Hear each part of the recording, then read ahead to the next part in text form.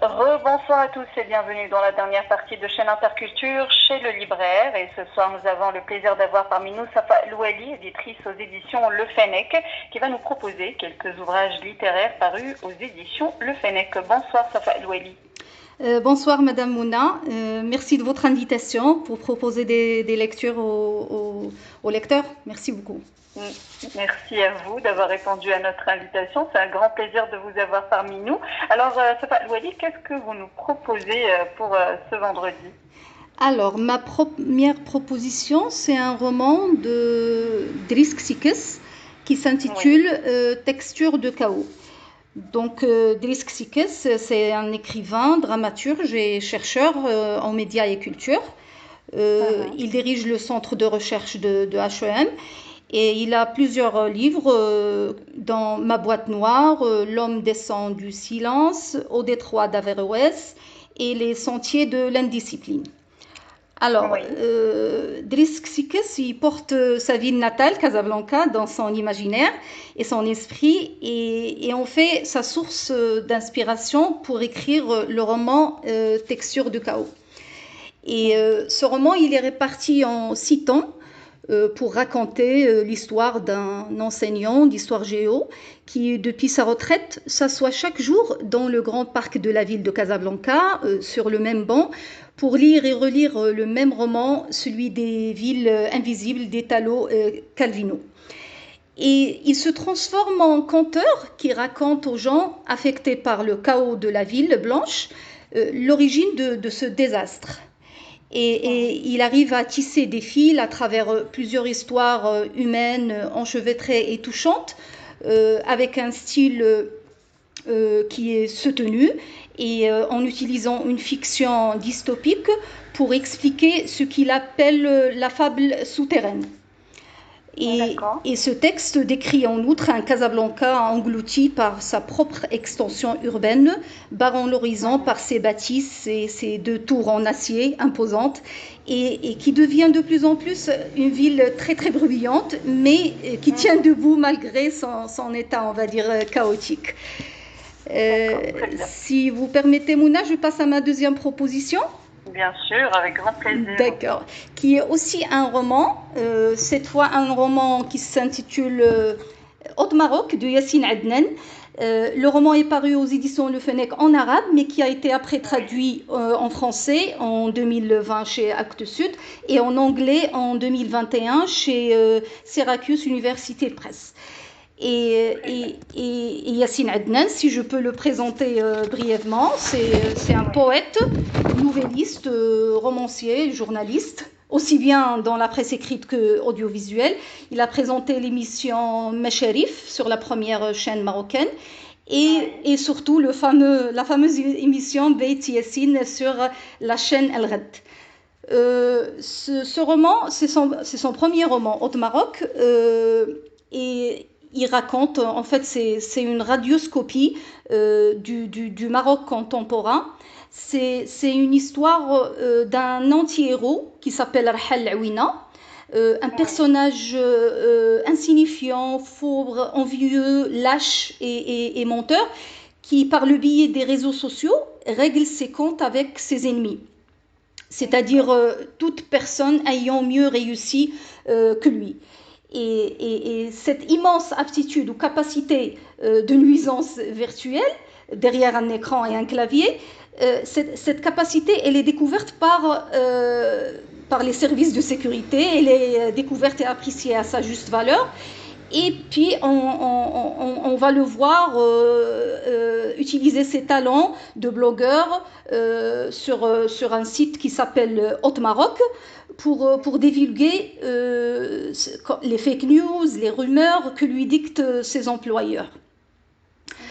En fait, c'est un sujet très intéressant. Oui, et qui est d'actualité depuis, depuis des années. Ils déversent leur haine, il y a les réseaux sociaux et il y a l'Internet, oui. Exactement. Et donc, c'est une chronique attrayante et sarcastique des changements, des défaites et des contradictions politiques et sociales que vit le Maroc. le Maroc moderne, des paraboles, du départ avec les paraboles jusqu'à l'Internet, Oui. en passant par les années de plan, jusqu'à la nouvelle ère contemporaine. En fait, c'est un Maroc fiévreux dont aucune tare sociale, économique ou politique n'a échappé à la plume pointue et sarcastique de Yassine Adnan. Très bien. Alors, En ce qui concerne le troisième ouvrage, oui, d'accord. Pour ma troisième proposition, il s'agit là, je vais changer un peu, c'est un essai, en fait, qui s'intitule Le harem politique de Fatima Mernissi, la sociologue et oui, écrivain. Oui, oui. Alors, le livre est sorti en premier en France, chez Albin Michel, les années 89. Et dans le temps, il a été interdit au Maroc. Et depuis, sa version, elle a été kidnappée, puis traduite en arabe dans les pays d'Orient.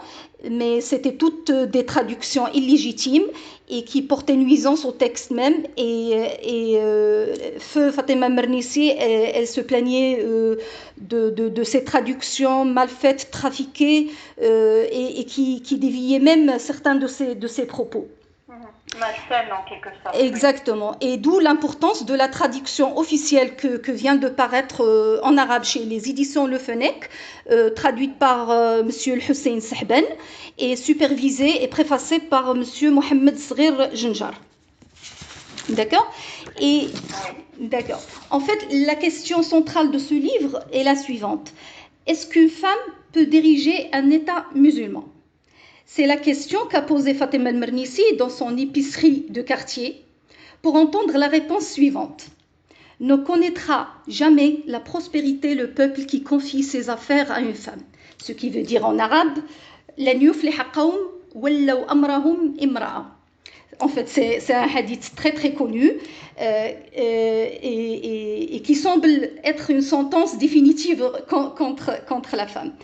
Et Fatima Mernissi, pour retrouver l'identité de ceux qui ont condamné la femme à un espace privé au nom de la foi religieuse, elle a mené une véritable enquête policière à travers l'énorme masse de la littérature religieuse qui commente paroles, faits et gestes du prophète, et elle a dressé l'état des lieux dans la Médine des premières années de l'Hégire, alors que les épouses du prophète discutaient politique et allaient à la guerre, l'exemple de Aïcha dans Mawqi'at al-Jamal, ou la bataille du chameau. En fait, elle a essayé de pointer du doigt le décalage entre le message prophétique et les interprétations et mises en œuvre qui lui ont été données par la tradition. Et grâce à cet ouvrage qui reste inaugural, avec d'autres ouvrages sur la question bien sûr, comme La femme dans l'inconscient musulman ou Sultan oublié, Shahrazad n'est pas marocaine et la liste est longue, Fatima Mernissi a vraiment pris sa place parmi les penseurs musulmans contemporains. Et elle n'est pas la seule dans ce combat qui a été mené par exemple par Nawal Saadawi en Égypte, actuellement par Hallal El-Wardi en Tunis, et j'espère vraiment qu'il y aura d'autres autrices avant-gardistes, on va dire, qui prendront ce relais. Et Fatima Mernissi, elle est morte en 2015, mais elle a laissé vraiment derrière elle une œuvre engagée et lucide sur l'islam, le féminisme, la modernité, mais surtout la dignité. Bien sûr, merci beaucoup. Merci à vous, Mouna, merci à vous. Je suis sûre que les auditeurs ont hâte de lire ces ouvrages. Et puis, on vous souhaite un très bon week-end et une très bonne soirée. Également, merci à vous. Merci, au revoir. Au revoir, bonne soirée.